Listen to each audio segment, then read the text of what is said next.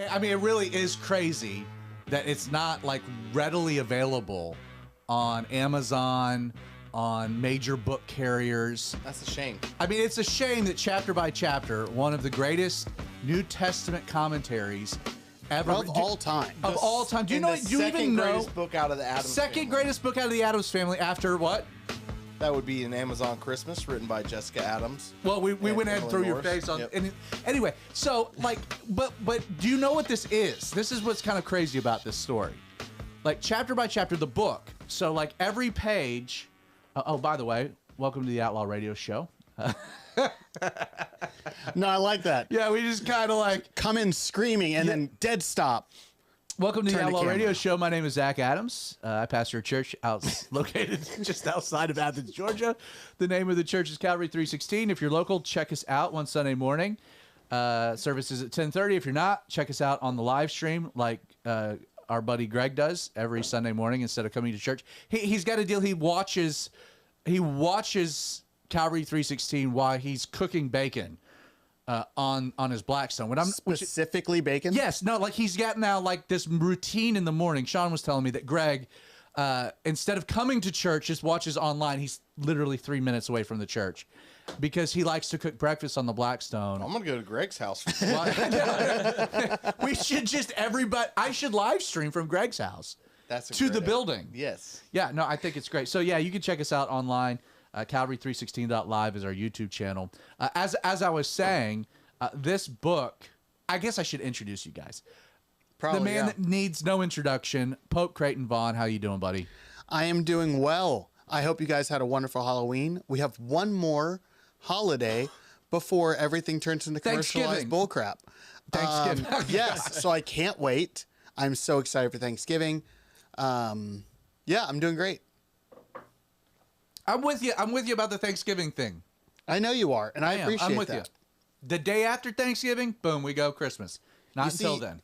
Day after Thanksgiving, I can deal with. Justin eroding the sanctity of Thanksgiving and Halloween, I'm not okay with. That's true. Justin's already gone hot, so we'll just go ahead and get to it. We're also joined in studio by Spice Daddy, All a regular. all the joy has been sucked out of the air right now. And it's all in me. Yes. I'm surprised that you didn't hang some Christmas lights behind you. Well, you can't go into. I agree with you. After Thanksgiving, I can go full board Christmas, but before then, I can mix it in a little bit. Like, Erosion. Okay, so next week on the Outlaw Radio Show, we need to see you mix in a little bit of Christmas. I might just into do this. that. You might just do that. Hey, by the way, quick programming note: we're gonna have a special Tuesday edition of the Outlaw. Yeah, there you go. Oh, we Craig. are? Yeah, we're gonna have a special Tuesday edition of the Outlaw Radio Show because we have a Numa service on Wednesday night. Is that next week? That is next week. Yes, Good it to is know. November. Shocker! It's November 1st. I should pay more attention to my calendar. This year really did fly by. I'm glad you said something. Yeah. So, yep, we're going to be doing that next Wednesday. So we'll do a Tuesday edition of the Outlaw Radio Show. Also joined in studio by one of the worship leaders at our church, Aaron Mott, Mr. Aaron Mott, who is like one of the most, how do you say it? Like, he makes me feel young hanging out with him. Old That's the soul. first time I've gotten anything like that. You make me feel young just hanging out with you. Like you're kind of like, you're the newer member. You've been around for several years, but like you've become part of the crew. Good grief, you've got 2 babies, so you're kind of the old man of this group. There's me, there's Aaron, and then these 2 single guys. Childless. Yeah, childless. Yeah, it's horrible. But you have a Sonic the Hedgehog shirt and a Bucky's hat.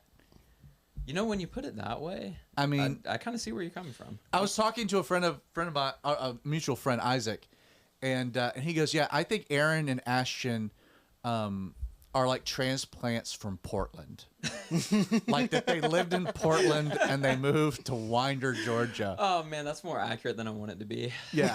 Have you ever seen Portlandia? Oh, yeah. The dream of the '90s is alive in Portland. Man, I think it influenced me more than I realized. Yeah, apparently it did. All right, so coming back to this Joker, chapter by chapter, the second greatest book written by an Adams, according to Justin, Spice Daddy. Do you know what this book is, though? I mean, it is a New Testament commentary, but do you know the origins of this book, which is interesting? My guess is there needed to be a commentary on each chapter of the Bible, and there wasn't one. Close. Actually, there's an interesting backstory to this. So years and years and years ago, my dad, Sandy Adams, who pastors Calvary Chapel Stone Mountain, he was looking to try to get on the radio somewhere. And wanted to be on locally, obviously. And again, this is like the late 80s, I want to say, maybe early 90s. And he had this opportunity. So we went to a meeting with like this big place. He had a budget in mind. Like, this is what we can spend on it, right? So he was like, hey, how much would it cost us to get our Sunday service on the radio? So they gave him a number. He's like, oh, that much, right? That's what Charles Stanley's spending? Like, that's crazy. He goes, well, what about like a 15-minute thing? They gave him the price. Oh. And so he like kept going back down. He goes, okay, so what could I get for 2 minutes? And that fit the budget. So it was 2 minutes. We could do this for 2 minutes. So he's like, well, so he went home. He was like, what do I do for 2 minutes? Like, that's what we can afford. But what do I do for 2 minutes? And so he had this idea of chapter by chapter, where he would take in 2 minutes on the radio, he would summarize a chapter of the New Testament. And this book is the transcript of those 2-minute radio programs. So, like, for example, page 34, Matthew 23, you have basically what takes 1 minute and 45 seconds for my dad to read, but it's basically a devotional summarizing every chapter, but it's all based on this idea of a radio program. And what's cool is the way that the book is actually designed is it has all of these. Man, that actually came out pretty well on the camera there. Yeah, looks good. Where it's got, when I actually helped design this with a guy named Nate. But we did like the old school tabs. So you can find Mark and like you can just scroll. Oh, Acts 19, and it's very easy to find. So again, I don't know where to tell you how to find these, other than you can come to Calvary 316 on a Sunday morning, and we'll give you one for free. We'll say, hey, welcome to Calvary 316, and if you bring it up like, hey, I'm here for chapter by chapter, we'll give you a book for free, because God loves you, and this will bless you. It's a great place to start a Bible study. You can switch yourself to the camera. Well, I said Mr. all I needed to Professional. say. It's a great place to start a Bible study. It's a wonderful if you place. are if you are Absolutely. either trying to study the Bible yourself or if you're gearing up for a Bible study that you're planning on leading, it's a great place to read the chapters that you're planning on doing. Sandy will tell you what they're about, and you can dig deeper, and you know what's coming up. It's What fantastic. if I got Love an it. idea because I'm an idea guy. You are the idea guy of the crew. We do a live version of Outlaw Radio. We get your dad in as a guest speaker, and he does the signed copies of the chapter by chapter. Justin, that's the worst idea you've ever had. That's the worst idea you've ever had, and there's 1,000 reasons. We could do an episode on the 10 reasons that that's a bad idea. We're not going to do that. Hey, I'm just glad my idea spurned other ideas. Yeah, that is one way of looking at it. There's actually fun story. So my dad has another. I won't say it's a book, but it's more of a. The Christmas one? No. It's like a pamphlet. You know who else has a Christmas book? Oh, who does? Who does, by the way? Jessica Adam does. What's that book called? I believe it's called an Amazon Christmas. You can find it on Amazon Prime. I hear it's now available in hardback. Really? Is it really? It's now available in hardback. Yeah. Nice. Yeah, that just got worked out in time for Christmas.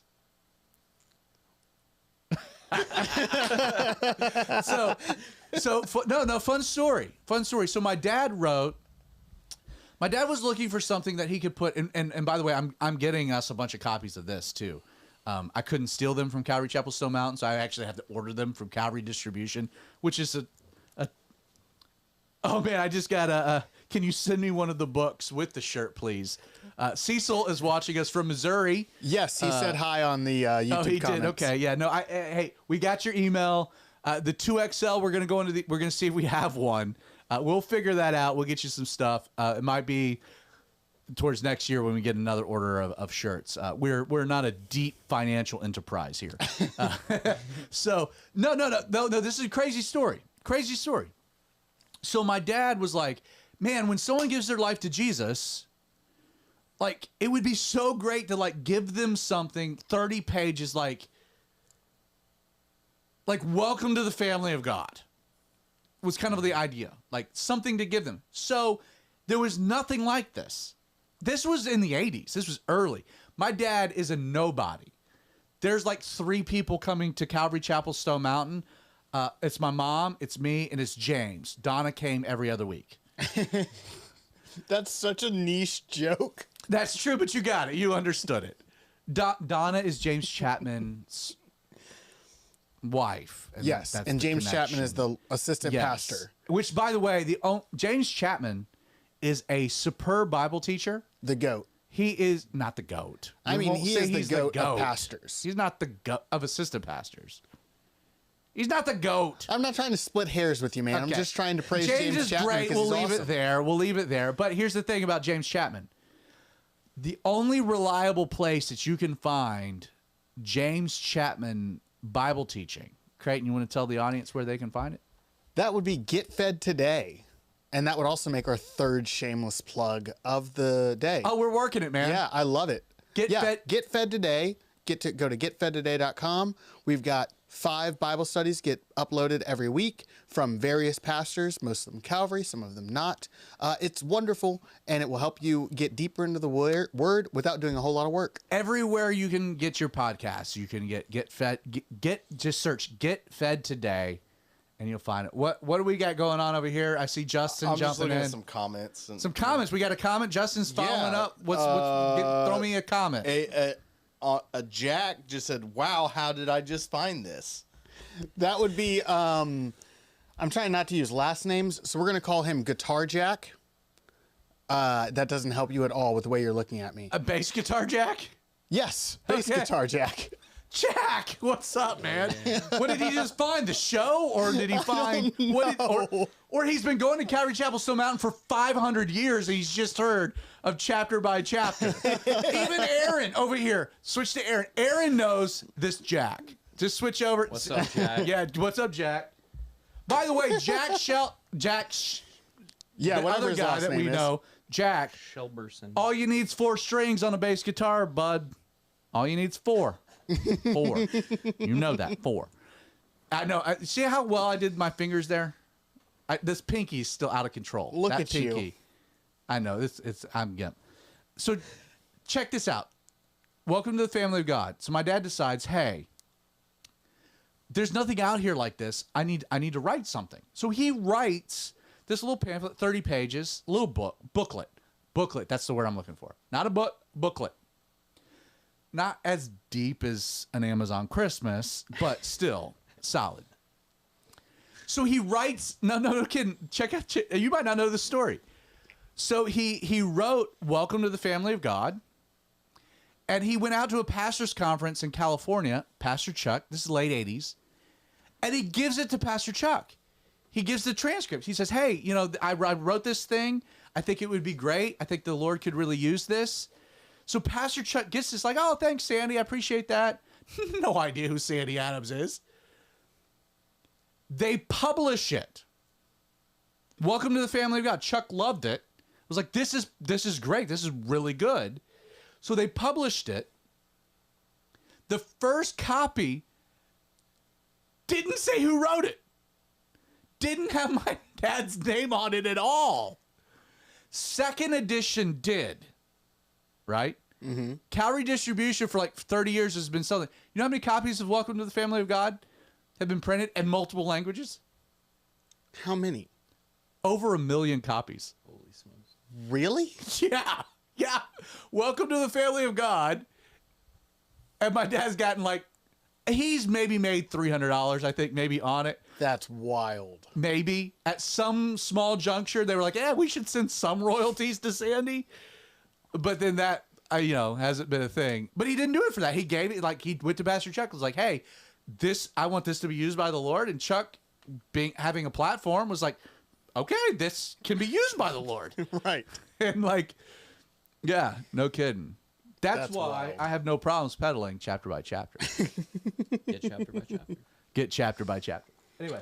Also, Miss Ann has said hi. Her and Mr. D are both watching.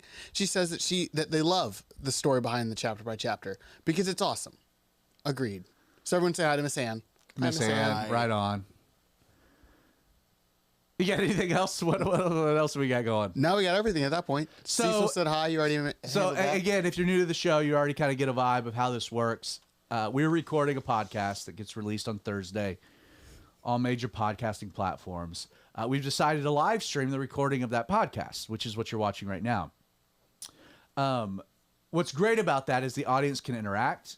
So we are streaming on YouTube as well as Facebook. OutlawRadio.live is our YouTube channel. Facebook.com/TheRadioOutlaw is our Facebook live stream. You can find all that information at outlawradio.org. I know I just threw 3 URLs to you, so that's convoluted. Download the podcast so you can rewind and find it. It's great. We can interact with the audience in real time, and such a blessing. And man, we've just had cool development. People been emailing us from all over the place, just letting us know that they appreciate the show and have been blessed by it. Again, if you email us at popecreighton@gmail.com, we will do our best to send you a t-shirt and very possibly a copy of Chapter by Chapter. It also encourages us.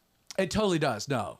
Again, Creighton, you might be able to speak to more of kind of the heart behind why we do this and what we do and like what the essence of it is.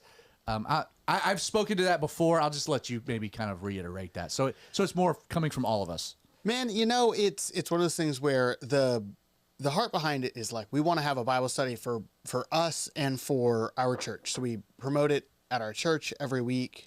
And most of our viewer questions actually come from people from our church. And I wouldn't even call it a Bible study per se. I mean, it's not replacing a Bible you're right. study. Bible study is the wrong word. It's more like Bible-centered fellowship, I guess. Yeah. Okay. Yeah. It's us hanging out and on you use occasion the people Christian in the F word. comments I hanging appreciate out. that. I've speaking Christian years my whole life. Yeah. Fellowship. The world really uses that. MTV Fellowship Awards. Are you going to let me talk, or are you just going to No. interrupt me? You I asked me to do a thing, and you interrupt me the whole did, time I'm doing it. and I just did that to tick off Leslie. At any rate, what I come here to do is to ask fun questions that I want Christians to know. I want Christians to know the answers to the questions I ask. Still 'Cause I think didn't it's answer important. last week's question. Well, yeah, last week's question was a bit of a wild card. We have those every now and then. Okay, can I just If you commandeer want this for a moment? you already did. So I had no. Okay, so what I thought was really interesting about last week was that we had this conversation about the like what happened with Jesus's crucifixion and the graves opening and the people walking. Like we had and in the middle of that kind of that question, I kind of did what I do prepping a Bible study in real time. And it was an organic thing. We talked about this post episode, that was what was really fun about it. It was like I was working out a thought in real time and landed on a really interesting idea in real time that I had never had. I taught through Matthew a few months ago and taught through that passage and didn't land there. And it was fun. So I want to, just before we get to your topic, I want to just maybe pick up on that in a different thread, because I have this thought that I've been chewing on. And I don't know where I land on it. And I just thought, well, maybe I'm going to employ the Outlaw Radio Show. Why don't you guys kind of just go with me a little bit on a thought process? Because I'm thinking through something.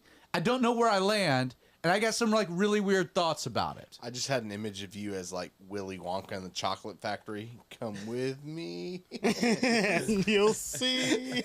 A world of the imagination. Right. Aaron, what do you think? You want to I don't know where I land on this. I'm kind of working through a thought. Okay. Now you've been coming to Calvary 316 for a couple of years. I'm not a bad Bible teacher. You've been in church for years. I think why do you enjoy the Bible studies on Sunday? I would say. And this is not a shameless plug. I just set in some context. Oh, no. If you're just there for the worship, I get it. We have a really good worship leader. Honestly, No, I she's could get, wonderful. No, I mean, honestly, it's,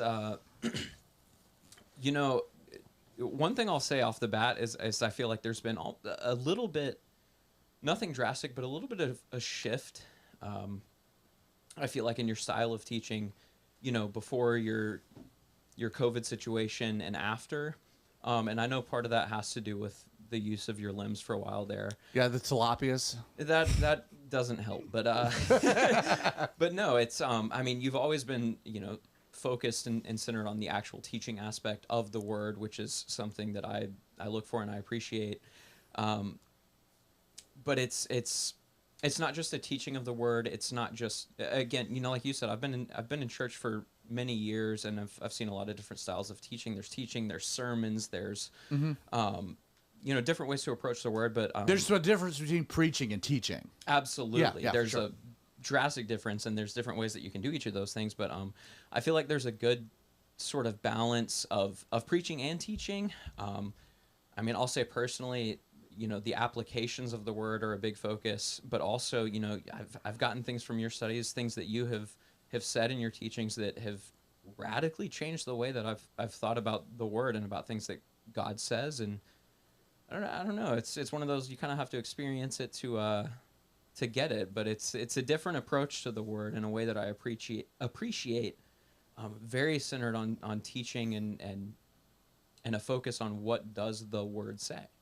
Amen. You know, I think I'm in a unique position because, like, I grew up with solid Bible teaching, like, but at the same time, creatively. Now there's novel for novelty's sake, and I think that's garbage. Like, there are people that are out there like saying things to try to get attention, and screw you. Sorry, I used the S word. It's coming from a guy that had to die to get attention.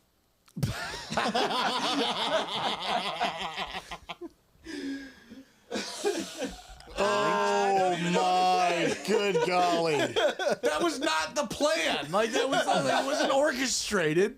Was it? Was it? Was it? Yeah, me and Wuhan figured it out. Good grief. I don't even know where to go from that. What were you talking about? 'Cause I don't Oh, remember. jeepers, creepers. Justin, Spice Daddy, bringing the heat. Which is almost similar to what Chad Mosley did at the beginning of one of the services not too long ago. Like, yeah, a great testimony. Not as good as his, but, you know, whatever. Anyway, no, I grew up with Bible teaching, but here's the deal. Like, if I'm not passionate about what I'm teaching, I just don't feel like I should teach it. Like, but for me to get passionate, like, I gotta dig, and, like, I gotta ask questions that are interesting to me. Now, if that becomes interesting to someone else, praise the Lord, great, hallelujah. But, like, Samson, we're in Judges, like, just teaching. I saw Samson a totally different way, just digging deep into Samson. I was like, man, I think we've gotten this whole thing wrong. Like, this is a totally different way of looking at it. And again, trying to keep that not novel. Again, there's the old adage, if it's new, it's not true. And I agree with that. But I think there's a fresh way of examining things. So we're going to engage in this for a moment, because this is... So I'm studying. So in January 7th, fourth shameless plug, I'm starting a series at Calvary 316 called Making Love. And it's going to be a verse-by-verse study through the Song of Solomon. So I've been doing a lot of advanced studying. Right, I said that and my phone blew up. You know, it's funny. Did you just check your phone in the middle of a literally, sentence on yeah. a podcast? No, it's like, hey, do you need to lower your rates in health coverage? Yeah, why? I don't know check how your that phone in hit. the middle of a sentence. Can we change the countdown music for that series? We should. What do you think? Some Marvin Gaye, Something like that. something fresh. Something like that. It's getting hot in here. No, we're not doing that. No, we're not throwing out some Nelly, Creighton. We'd be the hippest church in town. Well, we already are. That's actually true. We already are. I mean, Aaron's one of our worship leaders. Look at us. I know, but our church is kind of next to the dump, so we kind of got to step up our game. By the way, churchatthedump.com is an easy way to get to Calvary316.com. Fifth plug. We have to get to a thing at some point. Yeah, no, we're 24 minutes in. So, okay, so here's an interesting... Yeah, we're 24 minutes in. We've talked about nothing. Hope has been entertaining for those that are still here. So many people have turned off the podcast. Probably my brother, Mac Adams, has turned off the podcast at this Definitely. point. Or the podcast didn't work, and he sent me a text letting me know, hey, the podcast cut off at 24 minutes. Spotify. let Creighton know. Anyway, now that was an inside joke. Yes, it was. So here's the thought. Again, Song of Solomon, people allegorize it, a lot of it. And again, I don't want to give away my whole thing. I think that's malarkey. I don't really even find a lot of basis for it. At least from the text. It's more of like 1st, 2nd, 3rd, 4th, 5th century Christians just wigged out about sex. Which is why they finally like, hey, yeah, if you're a ministry, you can't have any. Because we're that wigged out about it. I mean, really, like that's kind of That's like literally how what that the priesthood celibacy. You know, it's gross. It's whatever. Which we'll get to. That will kind of address a lot of that in the series. But like this idea of okay, so I'll ask you, Aaron. Mm-hmm. When we talk about Jesus in the church and its relationship, what is the predominant framework that the scripture uses regarding that relationship? Jesus in the church. Jesus in the church. What is the illustrative, the analogy, the picture that's used all throughout the scriptures? And even Jesus kind of starts it. Jesus is the groom, the church is the bride. Boom. Groom, bride, marriage. Right? And we find that even established Old Testament, because Israel is always presented as being the bride, God is the groom. You get that within even the law and the way that the law is kind of structured. A great example of that is just the language used in Hosea. Creighton, can you give just a quick synopsis of Hosea for those that might not know to validate this particular point? God calls a prophet to marry a whore, and then the Be whore. kind. Her name's Gomer. She's a whore. Okay, she's a whore. And then she does what whores do. There are better And names then- for this, more appropriate. Like what? Streetwalker. Lady of the Night. Streetwalker. You're right. I'll go with Streetwalker. Lady of God the calls Hosea to marry a streetwalker. A New Orleans special. He marries her. They have a couple of kids. She goes back to walking the streets. Whoredom. And God is like, hey, Hosea, you're not done. Go buy your wife back and marry her again and be a good husband, even though she is a terrible whore wife. And he does it And the whole purpose of this is what? to show that Israel is a terrible whore wife, but God's still going to buy them back again. God's still going to redeem her Yes. at some point.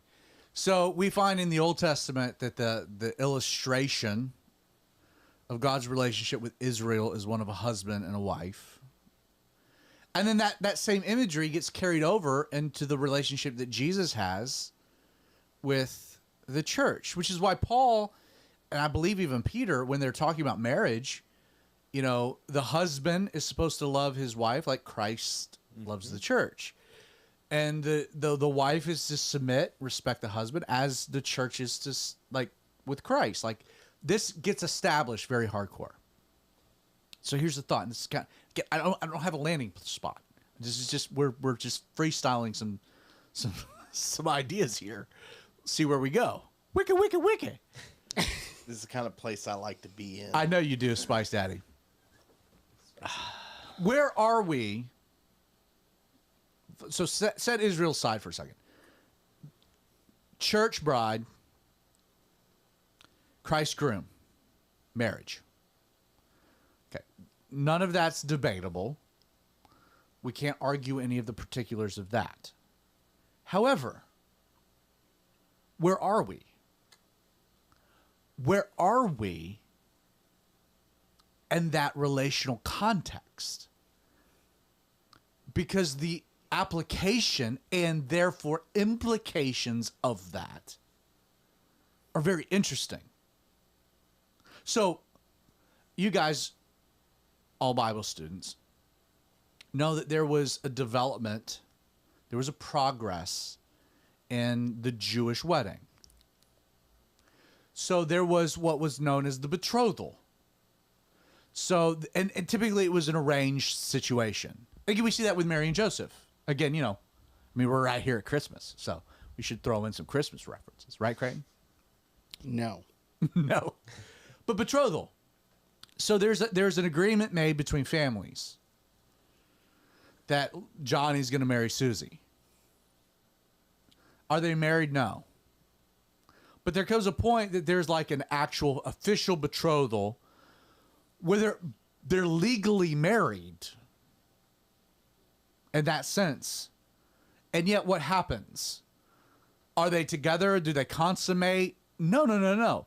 Like, it's binding legally. But the husband goes back to his father's house to do what? To prepare a home, which is often an extension of his father's house. It's a Middle Eastern thing. And while he's doing that, what is the bride doing? Again, she's legally married. She's betrothed, like married to Joseph, not consummated, not living together, but legally married. She is at her father's house, and she is anticipating the imminent arrival of the groom. She doesn't know when it's going to happen, but she's preparing herself, and she's staying prepared every day because it could happen at any moment. That's the whole idea, right? And then at some point, the groom, as he's building this extension and he's doing the plumbing and he's getting the bathroom made and he's getting the bridal suite, he's building this spot. At some point, after all of his labor, all of his work, his father comes in, he inspects, he says, "Son, this is good.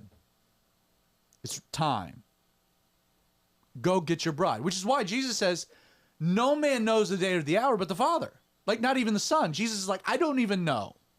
The Father knows. And what does Jesus even say when he goes to heaven? I go to prepare a place for us. Like, it's all bridal language. All fits within this picture, this analogy. It's a big house. With lots and lots of rooms. Nice reference. So the husband is preparing the suite. The father of the husband, father of the groom, it's time. He leaves and he goes across town with like an entourage to what? Like, she's ready. She's waiting. She gets word he's coming. She's prepared. And then the 7-day celebration happens. 7 days, 7 years. We get a lot of things happening here. But here's the deal. Okay, so that's the Jew, God establishes all of this and then builds on the imagery of it, builds on the language of it. So where are we if the church is the bride of Christ and Christ is the groom, and that means something? Like, so much of our language, like, do we have a relationship with Jesus? No, we don't. He's not here. We have a relationship with the Spirit of Jesus, the Holy Spirit. Where is Jesus right now? Is he in our hearts? Asking, question. We're working out an idea. I need some feedback. No. Okay, so he's not in our hearts. Where is he? He's the right with hand the of Father. God. Okay. What do you say, Creighton? The right hand of God. Okay, and what do you say, Spice Daddy? The Father. Okay. And what is he doing right now? He's building me a house. Preparing a place. What do you say, Aaron? Preparing a place. He's preparing a place. Like, Jesus is busy doing something. With anticipation of what? That he would return to get us. The anticipation being what? Again, the imagery The wedding. of his father saying, "Go get her." Okay. Yes. Which is why Jesus says, "I don't even know." Which is a whole nother topic, right? That we've talked about before. Recently. So Jesus right now, and yes, the Bible's true. He's our advocate. He grants us access to the Father. All that's true. But Jesus laid aside omnipresence when he donned human flesh. Understand, when we get to heaven, Jesus is not an aura. He's not a blurb. He's not a blob. Jesus is a stinking human being like you and I, which is crazy. There's a human being named Jesus sitting on the throne that we will be able to look at face to face because we see his scars and his hands and his feet and his face, I think, across his body.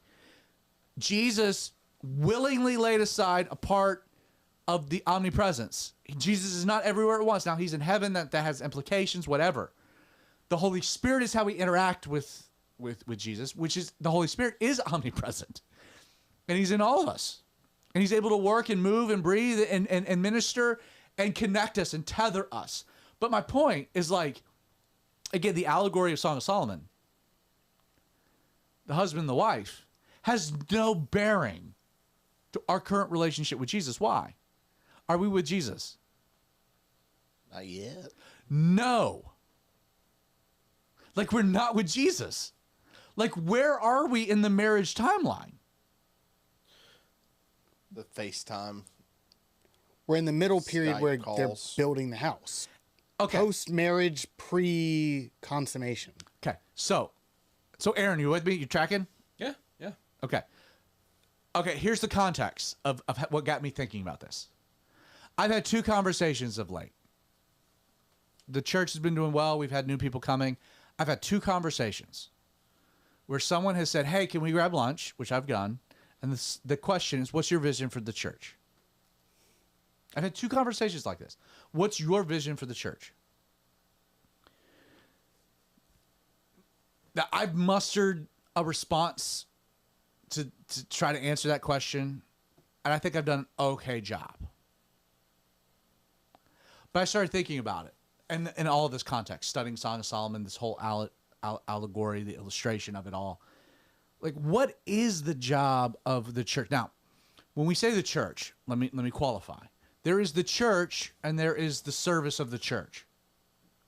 When people say, what's your vision for the church? It's, what is your vision for the service of the church? Because the church is something bigger. It's broader. It's intercontinental.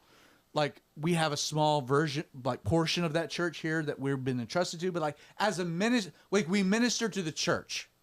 No, that's my job in the church. And I'm part of the church as a pastor, as a teacher, as one of the elders. But, like, what is the vision for the church? The more I thought about this, again, go with me. Because I think this is such a radical idea. And Creighton, at some point, we'll get to your topic. Maybe. We'll see. Maybe. But no, and again, I'm working out something in real time, and we'll see if this makes it anywhere. But what's your vision for the church? And I started thinking about that parable that Jesus told of the virgins that have their oil lamp. They're waiting for the groom, right? That whole parable. I'm not gonna, don't have time to read it. Olivet Discourse, Matthew 25. Yeah. So, and a lot of them aren't ready. They're not prepared. So, like, what is the vision for the church? What should be the goal of ministry to the church ministry? This is kind of a new way of thinking about it, for me anyway. What if, like, to answer the question, the vision for the church, what if the answer should be to make sure the bride's ready for the groom? Think about that in that context. Like, what if the like, what is our job to make, is it evangelism? Is it this? Is it that? Is it world missions? Is it what if the simple job of church ministry? So you know what? Like what am I focused on? It's making sure the bride is ready for the groom. That's interesting. And it's interesting, and I thought about you, Creighton, because you'll often talk about end time stuff, the rapture, etc. And you're like, well, this doesn't matter. Like, I don't focus on that.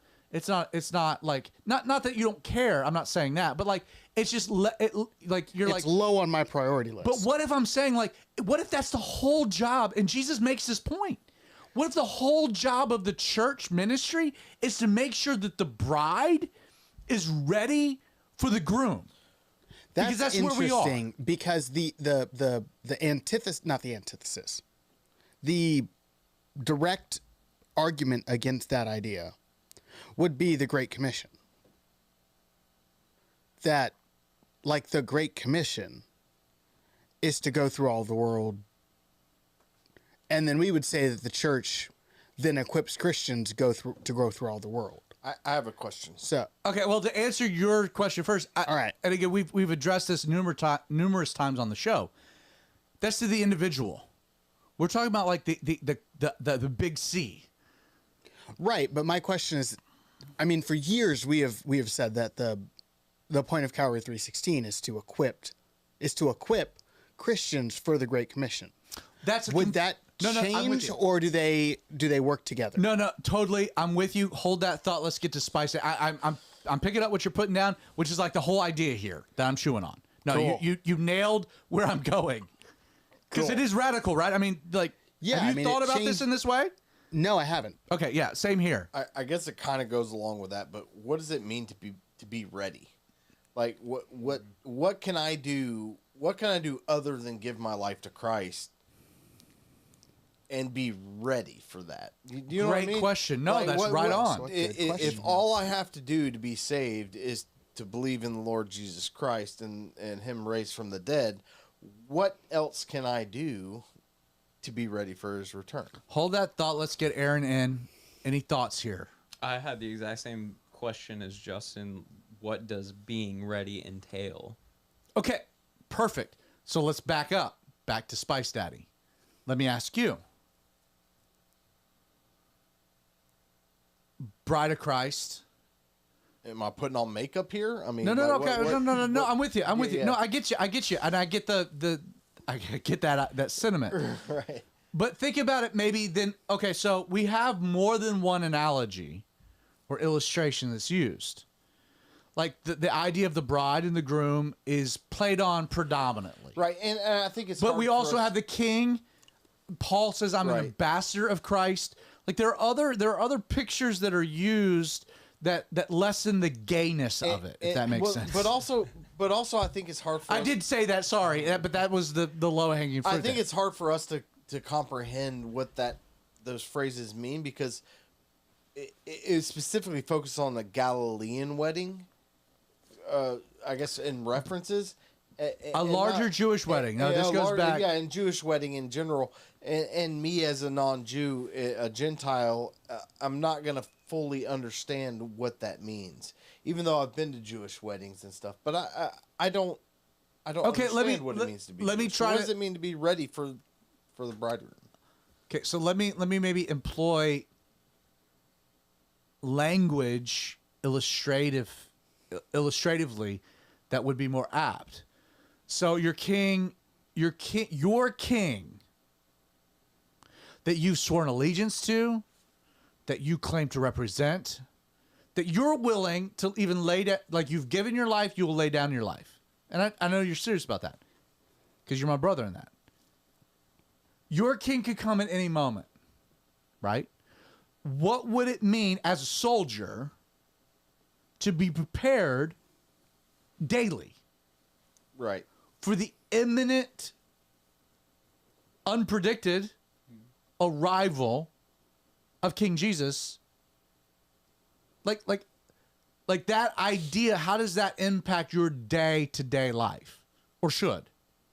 This is a question. Right. Because we're working out an idea. And Aaron, you're coming next. I think those examples, like, I get, and I don't know if it's because I'm not Jewish or because I'm not married. Like, I don't have any comprehension of. I get that. No, for of sure. this.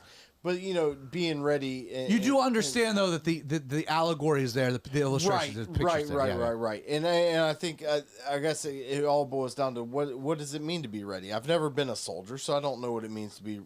I can kind of guess what it means to be ready just from talking to soldiers, but like how does that apply? How do I get ready for Jesus' return if I don't know when He's gonna be here?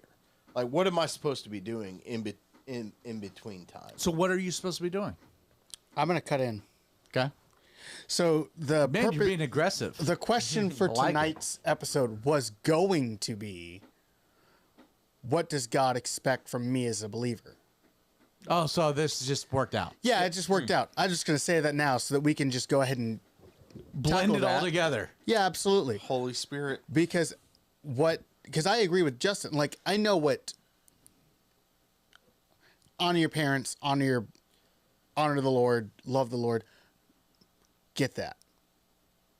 What does it practically mean to be ready? No, I'm with you. Like we can unpack that. Aaron, jump in here. Well, first approach, I guess, would be, what does the word say? because we can, confidently assume that if there is an expectation, then there's probably at least some resemblance of an Or some answer instruction. or a pathway to instruction, Right, some instruction, that sort right. of thing. And so I'm not sure of a definitive answer, but the first thing that comes to mind is the armor of God, which we've all heard, so many times. But Which is another illustrative in terms means of kings yeah. and soldiers, when you're talking about that, that's what For I'm sure. thinking is like Yeah. to gird yourself in the armor of the armor of God. But why? Okay, so this is great. Why? Why do we gird ourselves? Because I think this gets to Yeah. the deeper answer. Why does Paul you're the bride that's supposed to armor up, right? Why? See, that's where I kind of Because war is taper coming. off because war is coming. But again, it kind of taps into other things, like to be more like Jesus, so that you can do X, so that you can evangelize, so that you can complete the Great Commission, so that you can. So that I don't know. No, this is great. This is great. This is so helpful because I think, again, playing on the analogy. What is every groom? So what I'm about to say, I don't. This is not. I don't want this to come across the wrong way, and when I say it, you'll know why. There's no judgment, condemnation. God's gracious, and He's a healer. But let's be real. What does every groom want in a bride? And what does every bride want in a groom? Devotion. Chasteness. Like when it's all said and done. I mean, now again, okay, the bride messed up or the groom messed up, or you have the illustration of Hosea who's and again, this is God, still going after the whore, and we're anything but a whore, right? There's that, but if you want to just break it down, the whole idea, these are the virgin. When Jesus talks, and again, the Olivet Discourse, it's the virgin brides. Yeah, it's the 10 virgins. It's the 10 virgins.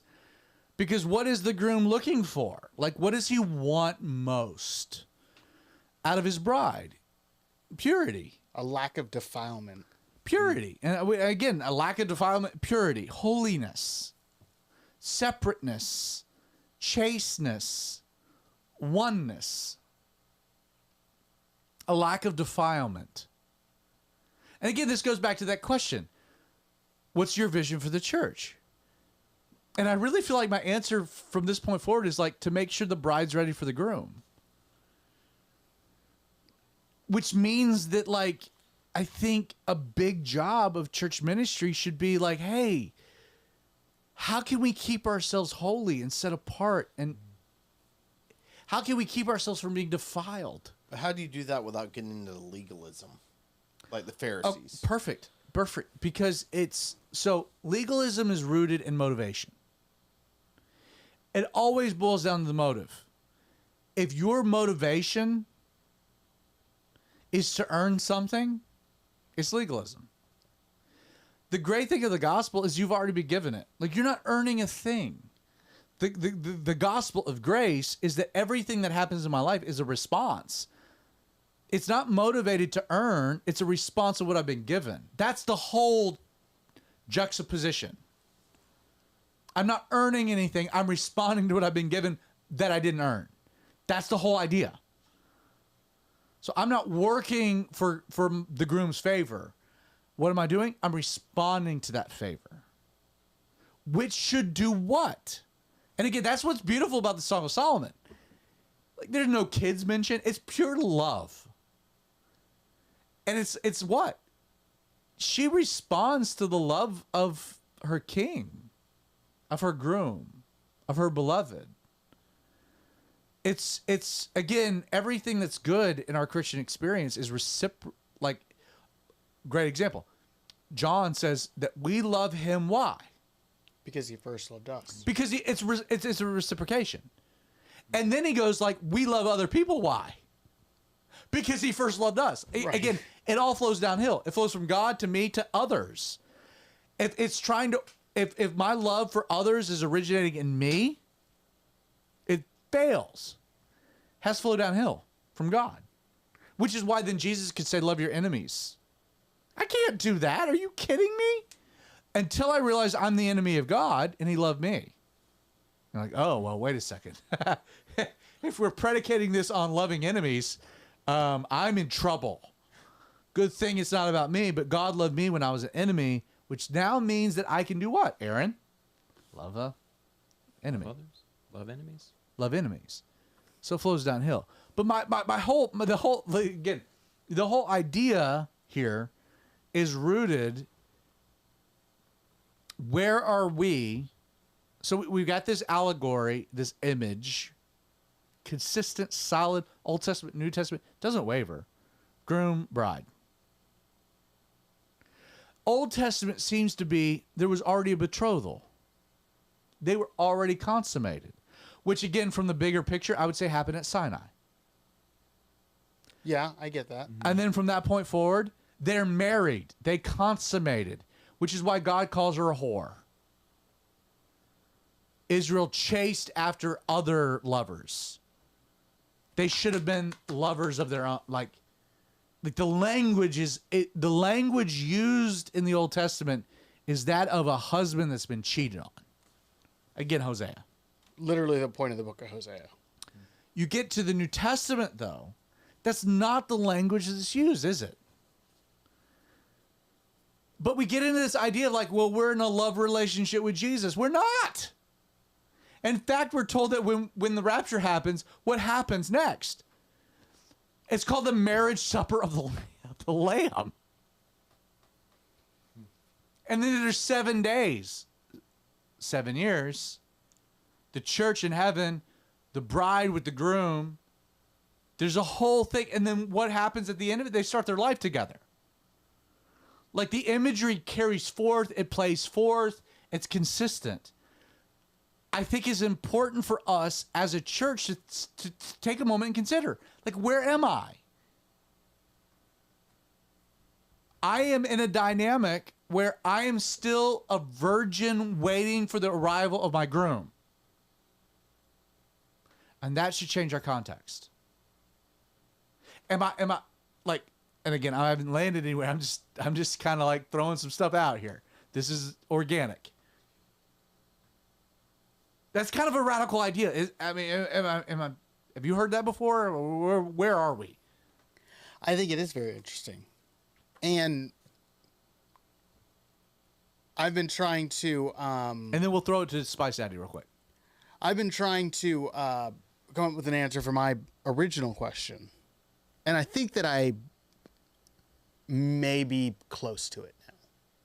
Because my original question was like, if it is to prepare the bride for the groom, where does that leave the, our original, what we have always said about Calvary 316 in terms of preparing Christians to go out into the world? And I think the answer to that would follow suit, which is going out into the world would be part of the preparation for the groom. Yes? Right. No, for sure. No, because the groom said that. Right. The groom instructed the bride to do that. So then we prepare them to go out. That makes sense. It fits together. I'm interested for Song of Solomon, especially since I have very little personal experience with this particular relationship. It'll be very interesting. Hey, sex is very much a picture of relational oneness. That's what I hear. So, like, again, teasing, that's what I hear. So, like, teasing, when God said in Genesis 2, the two shall become one flesh, and speaking of consummation, the only, like, other place that word's used in Hebrew is when, like, the great declaration that God made in the law. The Lord your God is one. It's the same word.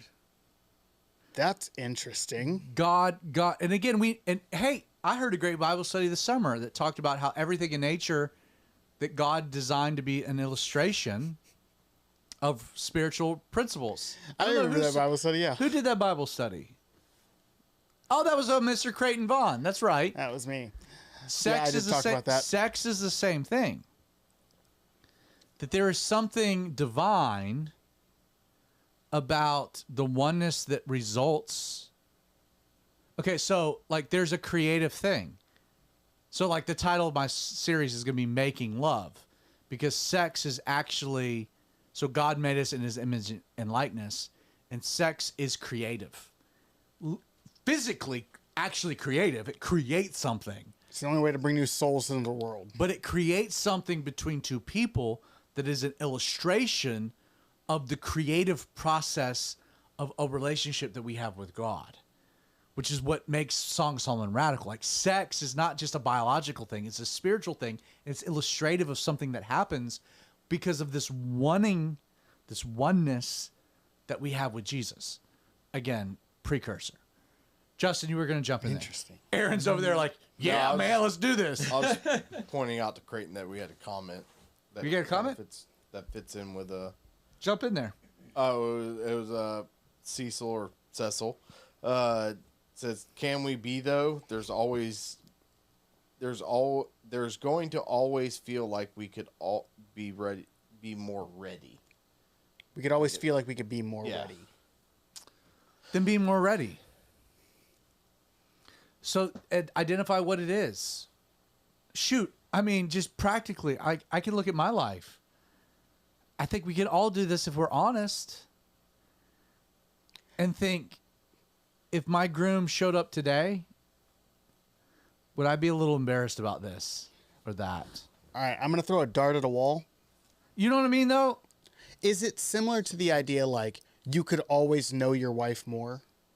I could always be more ready for God's return. But then again, I could always know my wife better than I do now. And I should. I should strive for that constantly. Again, I'm throwing a dart at a wall. Do you know what I mean by that? No, I get that. And I don't disagree with that. I think, Aaron, you've been married. You jump in there as the other married guy with kids in the room. No, it's I mean, I'm just thinking about in terms of getting ready, the the dichotomy of, how do I put it? I'm losing it there. I don't know. You just our goal in being ready, our purpose, going back thinking and just is to conform more to the image of Jesus, to be more like Jesus. Amen. And so to do that, the one thing that sets him apart is the fact that he is set apart. He's holy. And in getting ready, our goal is always to be more like Jesus, to be more holy. But also on the flip side of that is that we will never be. So I feel like there's always going to be that feeling, that expectation of like, I could be more ready. I could be closer to where I need to be as a bride when the groom returns, that we're never going to reach. But that's kind of the whole thing there, is that we have this this never ending reliance on God for that. It's like it's a this thing to hope for, this thing to strive for, maybe. It's almost like a. I can kind of see what you're saying, because as basically, for lack of a better term, an outsider to marriage. Is that an outsider? That should be your new nickname, the outsider. You always see you see these couples have been married for like decades. They start looking like each other in the end. They start acting like each other in the end. And each one is always trying to do something. Even though they're two separate beings, two separate personalities, they start becoming that one just like the other. You know what I mean? And maybe that's what it means to be ready. Like the goal of the spouse is to remain separate, but at the same time to become more like. So do you know why? Do you know why that happens? Do you know why spouses over time begin to look alike? No, I have no idea. There's actually a scientific explanation for that. There's studies, but they've been done on that very topic. Okay. So what ends up happening is that, so these are the two, like the husband and the wife.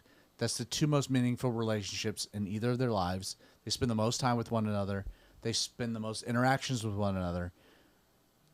And what ends up happening subtly over time is that you mimic the face in front of you. So smiles reciprocate smiles. Frowns reciprocate frowns. Looks of inquisitiveness reciprocate the same thing.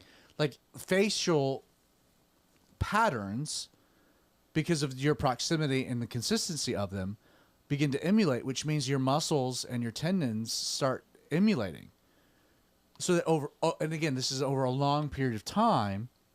The reason that people grow and begin to look alike is because their faces, because of their proximity over time, are using the same muscle features. They're developing similar strengths, weaknesses, etc.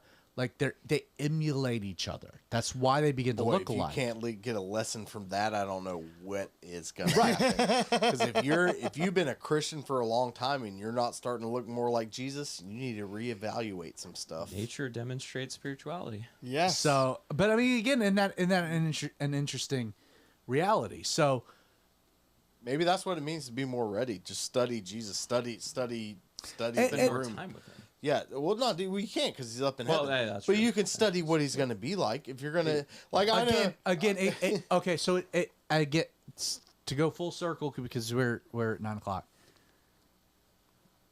You have to what? Nothing. Keep going. Do we have any comments? Not recently. You're twitching over there. You okay? Yeah, bud, I'm good.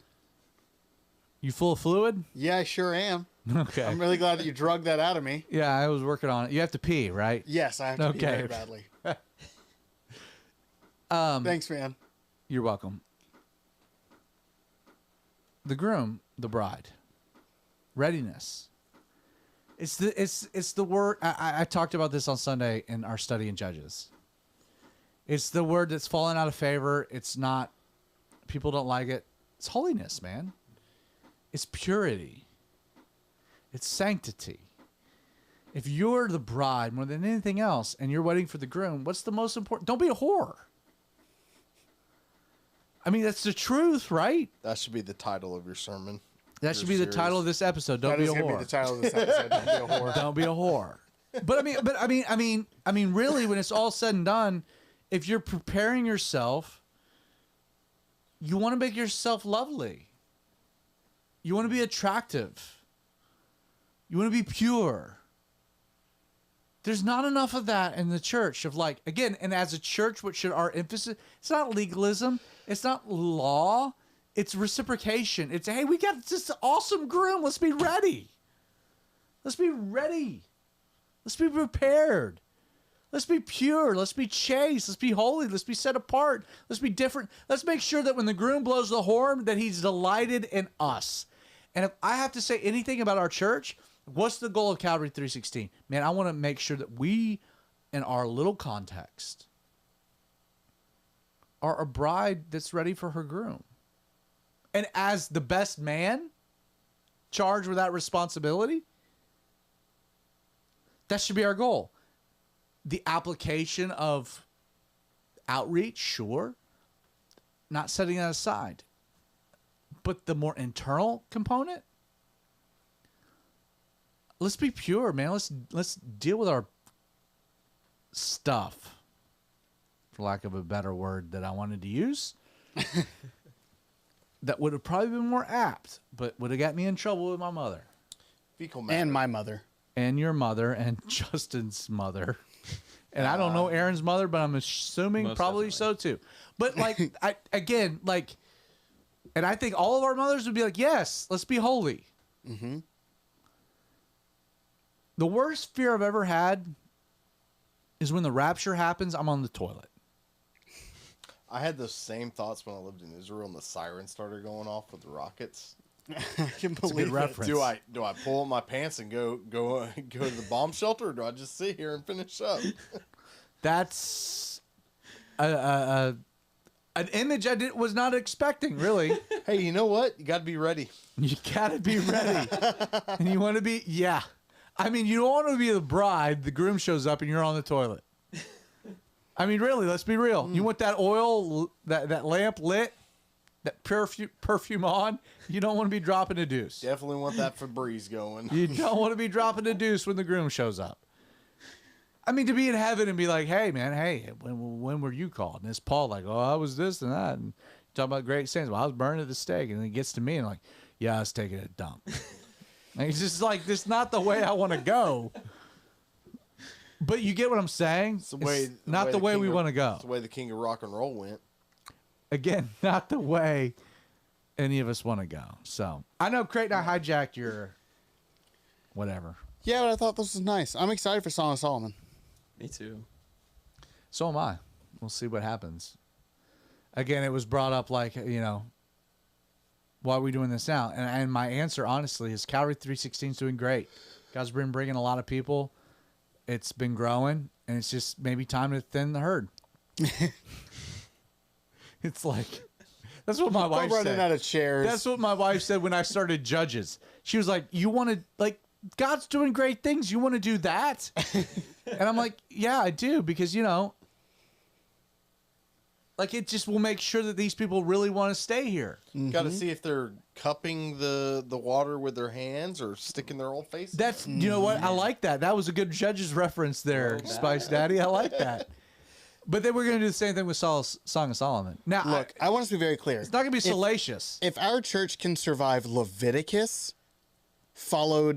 did Leviticus follow Exodus? Did we do Exodus to Leviticus? I've never done Exodus, man. No? I don't know All what right, maybe I'm just- Bible study you were listening to. Maybe that was just wishful thinking. If we can survive Leviticus, we can survive Song of Solomon. Yeah, I'm not sure I'm with you. I'm not sure. I'm not sure I'm there. Oh, man, there's going between the mountains, the peaks. Oh, some there's good all stuff. kinds of stuff. And if you're bailing on the allegory, you're getting sensual. Oh, yeah. Yeah. And, you know, a lot of pastors, when they start their study, they're like, hey, if you're a youth, you should go into the children's ministry. I'll be like, bro, a lot of 11-year-olds, 12-year-olds watching porn. You all stay right in here. Yep. Let's talk about how God does it. Let's be real. God loves this, and you're doing it the wrong way, and He's got a better way. Like, why? Our culture's trying to indoctrinate the youth. Mm-hmm. Song of Solomon should do it. That's what I'm saying. I did not plan to say any of that. I don't know if I'm really behind it, but we did that. That's what Outlaw Radio is all about. So, Creighton, you got to switch some cameras around, man. Get it off of me for a moment. All right. Yeah, there we this go. is me 'cause now. We're going to be... We got any comments? I don't have any comments since any of the ones that we've already talked about.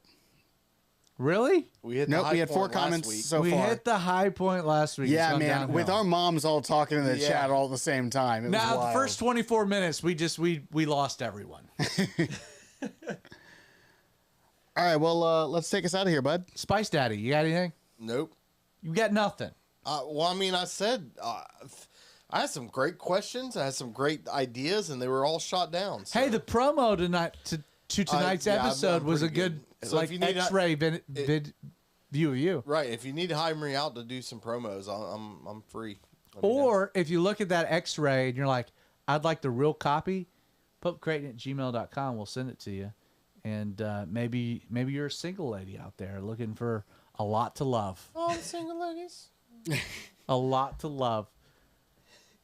Aaron, there's no way to follow that. I don't know what to say.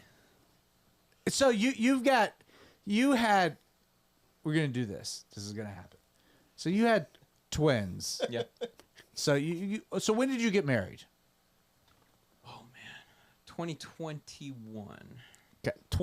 It was 2021. okay. When was it? Do you know your anniversary? June 12th. I know that part. When was it? June 12th. June 12th. So you're 2 years in, in a couple months. By the way, you outpunted your coverage. Your wife is a wonderful gal, That's true. Very true. but you very quickly decided, intentionally or not, to have twins. Not intentionally, but yes. But you did. You Uh, had twins, We have twins. and their names are, Hazel and Margot. and they were born when, February 19th of this year. which is great because in 2 Sundays we're gonna do a baby dedication, which will be Yeah. wonderful. So excited. We were gonna do it before, but they were all 3 ladies in your house were incredibly sick Yeah, for not 2 a- weeks. It was rough. not a good time to do a baby dedication. You got 2, so they're basically what, 9 months old?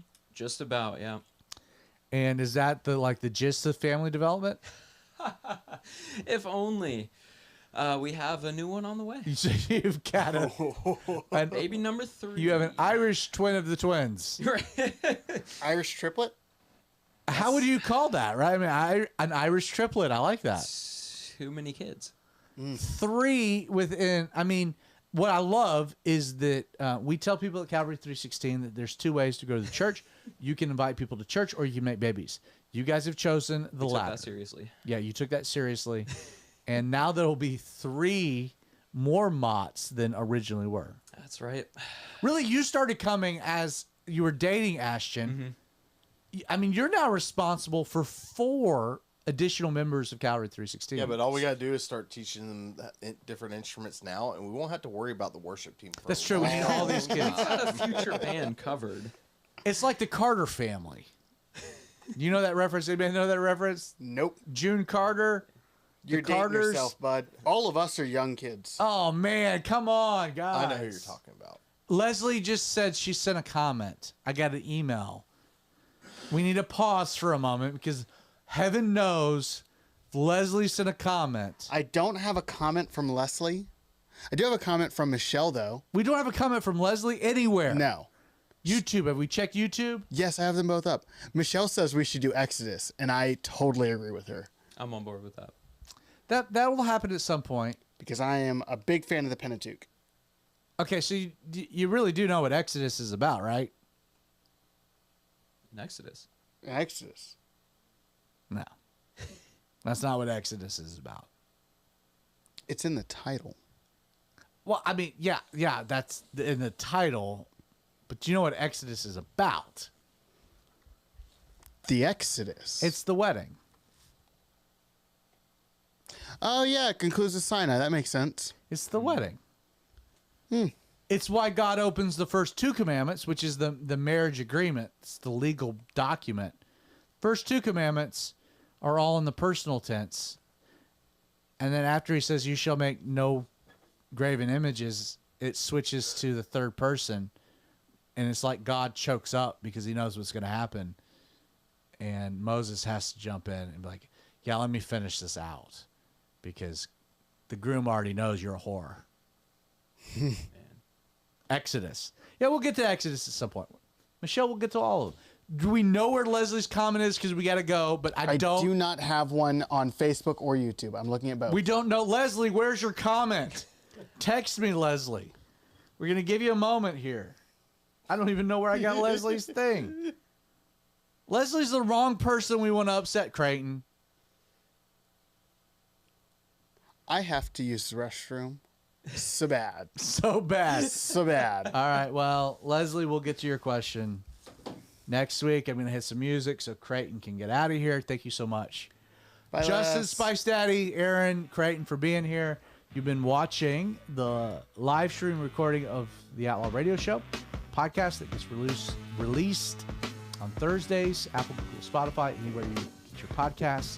If you're listening, check out the live stream. Next week will be on Tuesday night, not Wednesday. It'll be Tuesday, 8 p.m. Typically, we're Wednesdays at 8 p.m., but next week, church things, make it happen, 8 p.m. Thank you so much for watching. My name is Zach Adams. Hope you join us this time next Tuesday. God bless.